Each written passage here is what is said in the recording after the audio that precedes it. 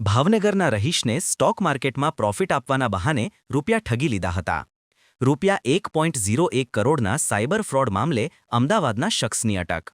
અમદાવાદના હાથીજણના શખ્સને કોર્ટમાં રજૂ કરી 2 દિવસના રિમાન્ડ મેળવાયા. ભાવનગર શહેરના તળાજા રોડ પરની વલ્લભ રેસિડેન્સીમાં રહેતા રહીશને આઈપીઓમાં તેમજ સ્ટોક માર્કેટમાં રોકાણ કરાવી પ્રોફિટ અપાવવાની લાલચ આપી સાયબર ગઠિયાઓએ રૂપિયા 1.01 કરોડની રકમ મેળવી લીધી હતી. જે મામલે સાયબર ક્રાઇમ પોલીસ મથકમાં ગુનો દાખલ થતા અગાઉ 3 શખ્સની ધરપકડ થવા પામી હતી. જ્યારે વધુ એક શખ્સનું નામ બહાર આવતા પોલીસે અમદાવાદના હાથીજણના શખ્સની ધરપકડ કરી લઈ કોર્ટમાં રજૂ કરી 2 દિવસના પોલીસ રિમાન્ડ મેળવ્યા છે.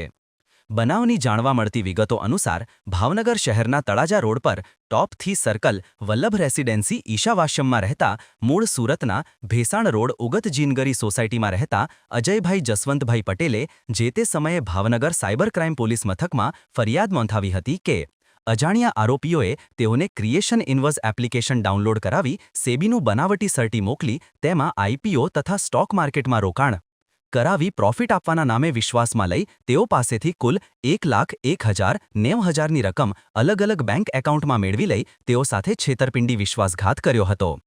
ઉક્ત ફરિયાદ અનુસંધાને ભાવનગર વિભાગ સાયબર ક્રાઇમ પોલીસે ગુર અન 00/2025 ભારતીય ન્યાય સંહિતાની કલમ 316, 2, 319, 2, 318, 4, 54, 336, 336, 3, 340, 2, 341, 1 તથા આઈટી એક્ટ કલમ 66D મુજબના ગુનો દાખલ કરી તપાસ હાથ ધરી અગાઉ 3 આરોપીઓ કલામાલાભાઈ રાજપૂત રહે સુઈગામ, કેમેરામેન વિલોફર શેતા સાથે રિપોર્ટર ફિરોજ મલિક, ભાવનગર.